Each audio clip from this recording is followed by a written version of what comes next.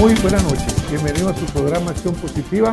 Es un gusto que nos acompañen y les agradecemos que nos permitan estar con ustedes.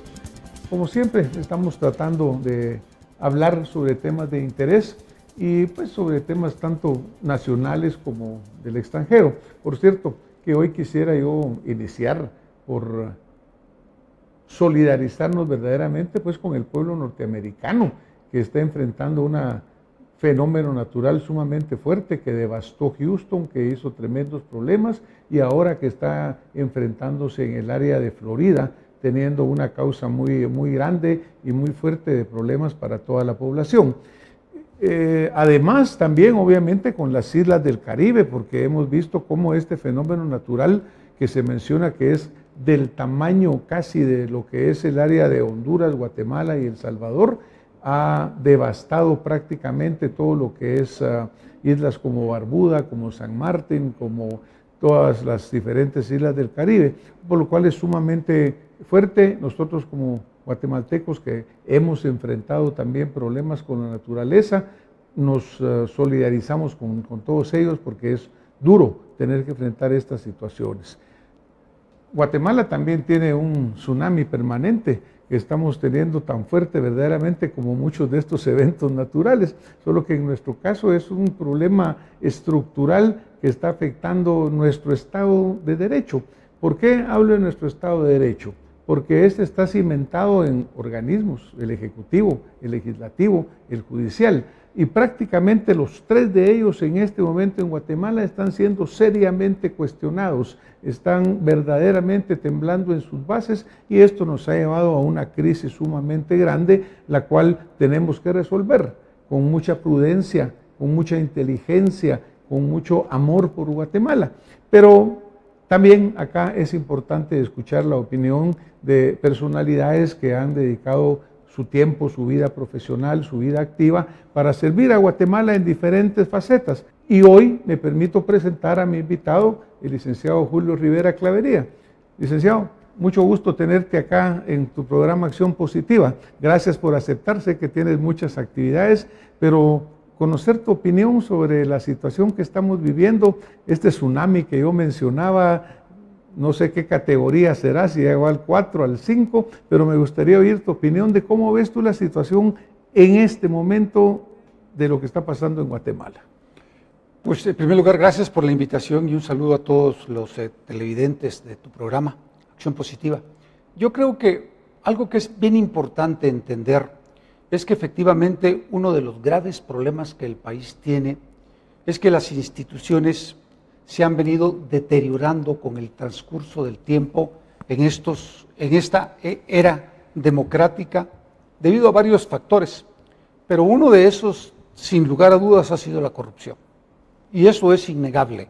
Yo creo que lo importante de la labor de CICIG fue que dejó al descubierto un fenómeno como la corrupción que efectivamente está enraizado no con exclusividad en gobierno como se quiere plantear, en la sociedad guatemalteca.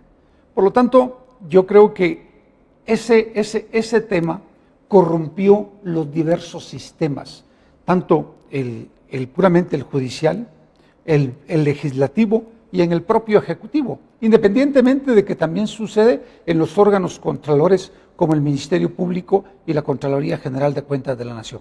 En otras palabras, aquí nadie escapa, las instituciones no escapan. Pero más que ir haciendo un esfuerzo por controlar un tema tan complicado y tan complejo y difícil de combatir como es la corrupción, hubieron personajes que armaron estructuras al interno del Estado y que se dedicaron durante muchos años a saquearlo. Resultado de eso, hoy tenemos una serie de procesos que además hay que aplaudirlos, porque yo creo que eso es sano y bueno para la población. Pero en ese camino también se han ido definiendo algunas políticas por parte de los norteamericanos que están sumamente interesados en lograrlas. Una es una reforma al sistema de justicia, una reforma al sistema de seguridad, una reforma al sistema político y una reforma al sistema fiscal. Por lo tanto, eso es parte de toda una estrategia que al final tenemos que ponernos de acuerdo los guatemaltecos para impulsarla en los próximos años. El gran problema que yo veo es que cuando se plantea esta estrategia, se comete un error de fondo, y es que una reforma constitucional no puede ser planteada únicamente al organismo judicial sin entender la administración de justicia. Porque el gran problema es que aquí se cumple lo que el doctor Gustavo Porras plantea, que efectivamente lo que se pretende es una apropiación de la justicia para manejo político del país. Y eso tampoco es justo y no es correcto, porque al final la política estaría en manos de los jueces y los mecanismos pues están a la vista. Yo creo que en todo caso lo que esto nos tiene que servir es de ejemplo para ver cómo hacemos para solventar un problema que nos mantiene en una crisis permanente y a la que nosotros, los guatemaltecos, con la ayuda, el apoyo de la cooperación internacional o las recomendaciones de la cooperación internacional, incluida las recomendaciones de los norteamericanos, podemos poner en práctica. Pero lo que no se vale es que nos quieran imponer los mecanismos que ellos consideran que pueden sacar adelante el país. Porque además, entender este país es muy complejo y muy difícil. Yo siempre he dicho, Guatemala es un país indescifrable, en donde se entremezclan una serie de intereses que hoy los estamos viendo. Y entonces llega a la presidencia de la República el actual presidente, que es producto de las circunstancias, que es una realidad innegable, sin equipo, sin planes de trabajo, sin absolutamente nada para poder gobernar un país tan difícil como este, y en el camino va teniendo una serie de tropiezos que le impiden poder conducir el país en la forma que él consideraba apropiada. Resultado de eso, se le inician procesos a su familia y se le inicia a él mismo, hoy por hoy, un antejuicio que está a las puertas de ser resuelto en el Congreso de la República. Ahora, digamos, Julio, por ejemplo, tú has tocado varios puntos. Ahí hay una frase que mencionaste un momento, y alguien le atribuye a Jorge Washington una frase que dice: cuando la política entra en la justicia sale por la ventana. Así es. Es decir, aquí ha habido, por un lado, una politización de la justicia. Así es. Por otro lado, también ha habido una mediatización de la justicia, porque obviamente parte del problema que tenemos es la influencia de redes sociales, la influencia de medios que no son ecuánimes y que prácticamente se vuelven en coros de esos toros tremendamente infernales, por así decirlo, que buscan hacer presión sobre los que tienen que dictaminar en la justicia, quitándoles en gran parte una independencia real de su función judicial.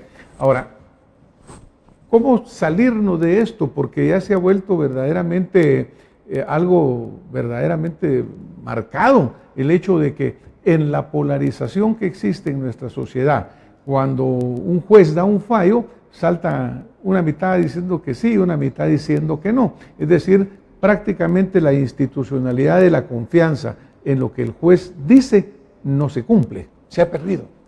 Y es correcto, lo que estás diciendo es total y completamente correcto. Yo creo que la justicia que es manipulada, y cuando hay presión hacia la justicia, esa no es justicia. Yo creo que lo importante es que efectivamente sintamos confianza nuevamente por los jueces, pero que los jueces resuelvan conforme derechos, apegados a la ley. Lo que no se vale es que se les quiera presionar para resolver de una u otra manera dependiendo de los intereses. Y lo acabas de decir, las redes sociales y algunos medios de comunicación se parcializan. Y el gran problema que atraviesa esto es que efectivamente muchos jueces por miedo se dejan presionar. Y eso es una realidad innegable que uno lo ve todos los días en Guatemala. yo creo que hay que regresar al Estado de Derecho, al pleno respeto del Estado de Derecho. Y aquí hay varios puntos que yo creo que es importante tomar en cuenta con esta crisis que se ha planteado en el país en el tema del antejuicio del presidente Jimmy Morales. Por ejemplo, se le plantea un antejuicio por financiamiento electoral ilícito. El procedimiento del antejuicio es un procedimiento legal, pero en el momento en que llega al Congreso de la República se convierte en un juicio político. Por lo tanto, hay que separarlos y entenderlos. Sí, que se va a resolver favorable o desfavorable para el presidente Jimmy Morales y que algunos grupos están a favor y otros en contra. Lo importante acá es, primero, no presionar ni intentar influenciar al Congreso de la República, porque se le está vedando el derecho a los diputados del Congreso de poder resolver una crisis eminentemente política de manera política, que es lo más importante. Y eso tenemos que entenderlo. Sí que los diputados son malandrines y que no nos gustan. Bueno, pero si es el Congreso que tenemos, si esa es la representación del pueblo, si por ellos votó la gente. El diputado de Huehuetenango, o el diputado de San Marcos, o el diputado de Guastatoya, o el de Jutiapa, fue electo por su gente. Y él representa a ese sector, no representa a todo el país. El Estado Nacional efectivamente sí, pero son cosas distintas. Y entonces, si no estamos de acuerdo, pues lo que tenemos que hacer es cambiar el sistema político del país y tenerlo listo para la próxima elección, porque de todas formas ganan sus curules aquellos que tienen los liderazgos en los pueblos. Pero pudiera ser que un diputado que es señalado vuelva a ganar su diputación, pues desde luego, porque el pueblo o el departamento al cual él pertenece, él ahí tiene un liderazgo. Es correcto. Ahora, tú dices, por ejemplo, mire, que no se le presiona a los diputados, pero ya lo estamos viendo. Inmediatamente ves que los que van a favor, los que van en contra, van con sus pancartas y con sus proclamas a gritarle a los diputados: diputado corrupto si vota en una forma, diputado entreguista si vota en la otra. O sea que obviamente eso ya está, porque la sociedad está tan dividida en este momento que si tú piensas en esta forma te tildan de verde y si piensas en otra te tildan de rojo, sin entrar ni siquiera a analizar. Así es, yo creo que esa es la parte clave cuando hablábamos que en esta situación en que estamos viviendo, lo que va a tener que prevalecer es la cordura, va a tener que prevalecer el conocimiento de lo que se está hablando, la prudencia y el respeto a nuestra institucionalidad. Tú te das cuenta de que en pocos días vamos a celebrar 196 años de independencia patria. Les guste o no les guste a algunos. Exacto. Así es. Pero también a lo mejor cuánto hemos avanzado realmente. Hemos avanzado. Porque si nosotros estamos ahorita todavía dudando de nuestra institucionalidad, señalándola, descalificándola a voluntad y sumamente trivial y banal muchas veces, tampoco está bien. Yo creo que mientras la democracia más logre avanzar, fortaleciéndola con ciudadanos que sean responsables, que conozcan sus leyes, está bien, pero no saltando a ser mediatizados, politizados, como es lo que está actualmente sucediendo. Yo creo que detenerlo en las redes sociales es imposible. Por lo tanto, lo que los guatemaltecos tenemos que aprender es a discriminar aquella información que uno nota que están sumamente parcializados y que todo el mundo salga a manifestar. Yo creo que en democracia eso es correcto, pero que salgan a manifestar sin confrontarse, sin provocarse y sin violencia. Y sin descalificar. Porque eso respetando la opinión del otro. Claro, si yo puedo disentir de ti, pero en algún momento podemos tener acuerdos mínimos básicos que permitan que la democracia continúe. Eso es lo más importante en el país. Y la realidad en este momento, Julio, es que Guatemala necesita conciliarse. Es correcto. Porque de aquí a como estamos enfrentándonos y polarizándonos, vamos para ningún lado. Mira, Francis, los guatemaltecos tenemos que entender que vivimos en el siglo XXI. El siglo XXI es un siglo tecnológico, de comunicaciones y de informática. Y lo que está pasando ahora es que nos está dejando el tren de la revolución tecnológica, de las comunicaciones y de la informática, como nunca pudimos subirnos en el siglo XVIII a la revolución industrial. Por lo tanto, yo creo que en lo que tenemos que estar pensando es cómo hacemos para desarrollar y cambiar el país y para mejorarlo.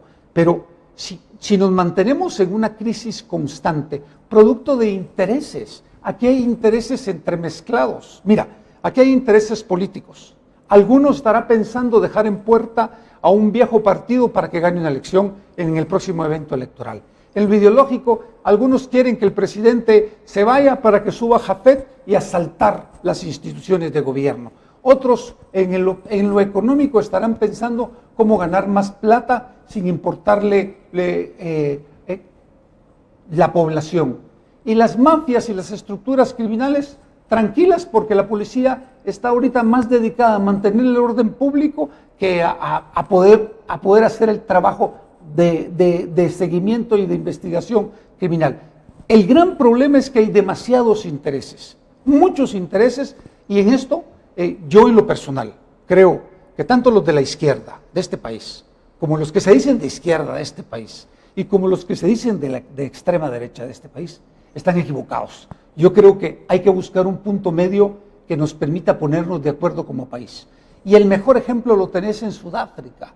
Mandela, que estuvo 34 años preso, salió, llegó a la presidencia y hizo acuerdo con los blancos que lo condenaron porque sabía que la única alternativa que tenía Sudáfrica era poder salir adelante. Bueno, y tú te recuerdas que cuando él sale de la prisión enfrenta a su partido, el Congreso Nacional Africano, porque los radicales del Consejo Nacional Africano no querían negociar. Así es. Y este hombre, con ese liderazgo tan grande que desarrolla, supera, enfrenta y dice, miren, no, aquí hay que conciliar, si no, no vamos a ningún lado. Ahora, parte de las grandes debilidades, porque hablábamos de los cambios a las leyes, parte de las grandes debilidades para mí está en la inexistencia práctica en este momento de partidos políticos que sean verdaderos partidos políticos. ¿A qué me refiero, Julio? Si nosotros vemos en este momento y a lo largo de la historia en Guatemala, no ha habido un partido que permanezca, que se desarrolle, que se estructure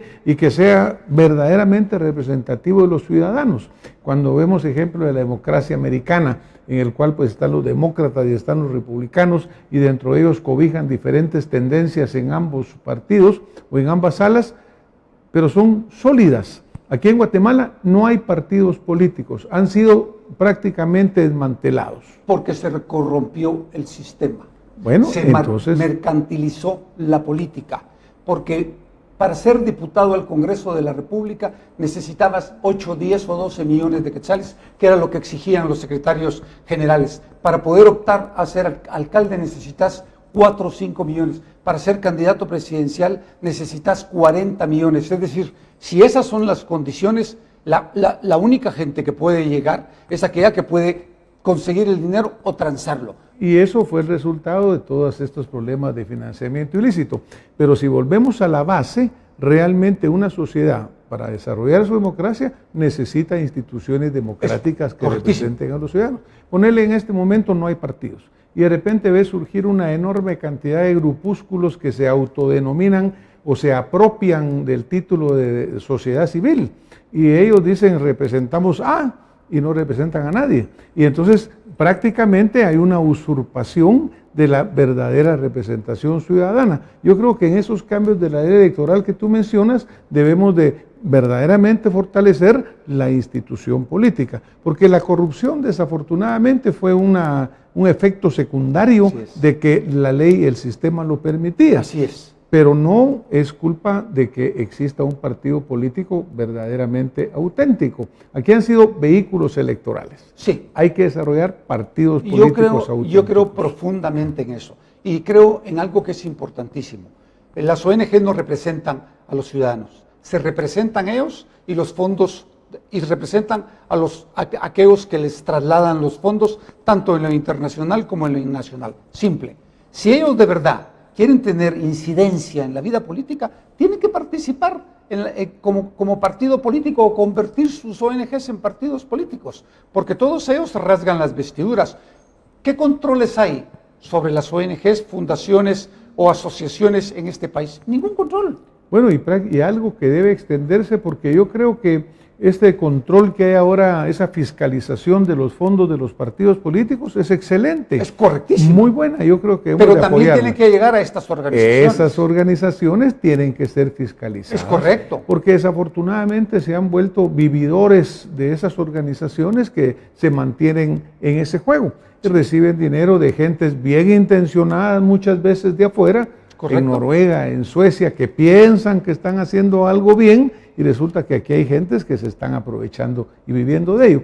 O sea que el financiamiento también debe ser evaluado de todas esas ONG, sociedad civil, que tienen un montón de siglas que no representan a nadie más que al grupito que se beneficia.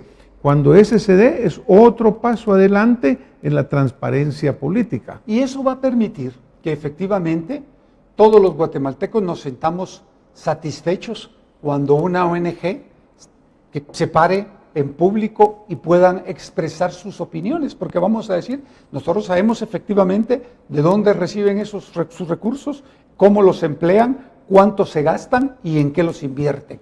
El problema es que ahora no sabes nada. Claro, y vos ves las grandes movilizaciones, o pequeñas o grandes, pero todas significan costos. Y cuando se pregunta, mire, ¿y usted cómo paga esto? No, solito se lo pagan, ¿verdad? Cuando sabemos que eso es falso. Yo creo que ese es un paso que va a ser muy, muy, muy importante para además hay que seguir la transparencia. Hay que promoverlo. Hay que impulsarlo. Hay que impulsarlo. Yo creo que el Congreso debe fortalecer incluso esta ley, el Tribunal Supremo Electoral, aumentando esas medidas del financiamiento. Ahora, el señor presidente pues enfrenta un proceso político en este momento en el Congreso, el cual, como tú señalas, ahí no es jurídico, es político. Y eso es lo que los guatemaltecos tienen que entender, Francis. La parte puramente legal termina en el momento en que ese antejuicio llega y que al Congreso de la República. Y se nombra una comisión pesquisidora que el Pleno le puso de plazo 5 días para plantear su informe circunstanciado y levantar o no el antejuicio. Pero este es un tema eminentemente político. Y a mí me da mucha risa porque algunos dicen es que los diputados se están tratando de poner de acuerdo. Pues ese es el Congreso de la República. Si eso no es el organismo judicial, en el Congreso de la República lo que los diputados tienen que buscar son consensos. Y aquí lo más importante es el país. El consenso que ellos logren para determinar si el presidente es o no es responsable de lo que se le acusa, o levantan o no el antejuicio, eso es una decisión política del Congreso de la República. Y ellos tendrán que tomarla, porque a ellos les corresponde de acuerdo con la ley. Por lo tanto, yo creo que lo importante acá es que se respeten estas decisiones. Si yo no estoy de acuerdo y quiero salir a manifestar, bueno, voy a salir a manifestar. Si yo no estoy de acuerdo y voy a subir a las redes sociales que mi desacuerdo, pues que lo suban. Pero lo que tenemos que hacer al final es respetar la decisión y si el presidente tiene que finalizar su periodo, pues que lo finalice. Y si no, pues que lo pongan a disposición de los tribunales. Y ya seguirá el proceso como debe seguir. Así es. Pero yo creo que esa parte clave que tú señalas sí es fundamental, que el ciudadano aprenda a respetar la ley, pues, porque cuando se desmorona la institucionalidad, porque se pierde confianza en todo, estamos muy mal. Hay un libro muy bueno que es del licenciado Roberto Carpio, que fue vicepresidente de la República de Guatemala, y se llama El colapso del Estado. Y en el colapso del Estado fue escrito, recuerdo, hace 7 u 8 años. Recientemente hablaba con el licenciado Roberto Carpio y me dice, mira, esto es como que lo hubiera escrito hoy.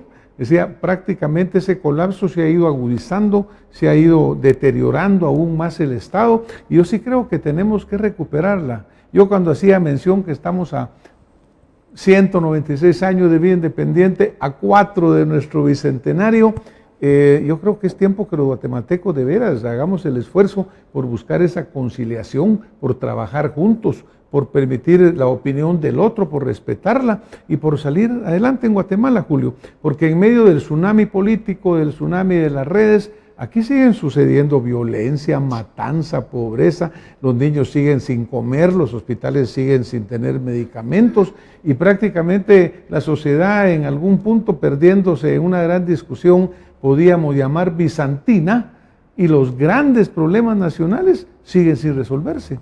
Te voy a plantear algo que dijiste que es muy cierto. Todo el mundo aquí dice, yo respeto la ley, pero siempre y cuando les convenga. Porque si no les conviene, te exigen a vos que la respetas, pero ellos la pueden incumplir. Y eso es lo que sucede acá. Es decir, como a mí como a mí me beneficia que aquel lo obliguen a hacer X cosa, pero cuando a mí no me beneficia, entonces yo tendré que hacer las cosas de otra manera. Es decir, la ley es de observancia general, de cumplimiento obligatorio. Todos tenemos que respetar y cumplir las leyes del país. Así de simple. Y conocer las leyes, ¿verdad? Porque parte de las discusiones de estas bizantinas que hablamos o banales se basan en que se habla sin saber los hechos, se señala sin conocer la verdad, se comenta sin saber qué es lo que dice la ley. Y luego cuando se sabe no nos gusta y no la cumplimos. Así es. Entonces, hay verdad de que eso no puede ser, ¿no? Ya decía don Benito Juárez, mire, el respeto al derecho ajeno es la paz. Y esa es una frase que se puede extrapolar realmente a nuestra vida ciudadana en muchos aspectos. Yo respeto tu opinión, tú respetas la mía. Así es. Tenemos un punto en discusión, llegamos a un acuerdo. O no. Y como sobre las individualidades existe el interés de la patria, de la nación. Eso es. Y ese es el que debe estar sobre los demás. Lo creo profundamente. Yo creo que aquí lo que no podemos olvidar es que está en juego las instituciones del país y que en la medida que se sigan debilitando, las posibilidades de un colapso total son mucho más graves para la población, que al final se afectan lo que planteaste al principio. Los más pobres, los necesitados, los que no tienen acceso a salud, los que no tienen derecho a la educación y los que no pueden conseguir un trabajo. Yo creo que en ese sentido lo importante es respetar la ley y respetar las instituciones y las decisiones de cada una de ellas. Creo que cuando tengamos que hacer un análisis y veamos, bueno, hace 196 años cuáles eran los índices de pobreza, pobreza extrema, desarrollo humano, a lo mejor quedaríamos sorprendidos si hemos avanzado o no, ¿verdad, Julio? Así es. Y yo creo que como ciudadanos esa es nuestra responsabilidad, buscar la forma de que Guatemala siga adelante. Guatemala no somos nosotros, no sos tú, no soy yo, somos todos. Y ahí es donde tenemos que trabajar. Bueno, vamos a tener que ir, Julio, muchas gracias por estar esta noche con nosotros y por tu experiencia compartida hoy y por tu visión de un mejor país. A ustedes que nos han acompañado, muchísimas gracias y pensemos, Guatemala es lo que debe estar sobre todos nuestros intereses y el respeto al derecho de nuestros ciudadanos. Muchas gracias, nos vemos la próxima semana con más Acción Positiva.